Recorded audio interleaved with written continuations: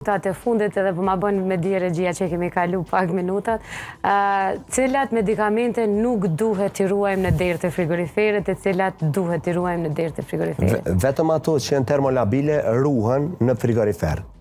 Tjerat, termolabilet të cilat janë... Ato që kanë temperaturën e caktuar, 2 deri në 8 ose ka deri në 5-16 gradë. Ju shkruan. Të gjithave ju shkruan. Të tjerat ruhen ato që janë likuide, sirupe, suspensione. Derisa nuk hapet, nuk ruhet në frigorifer.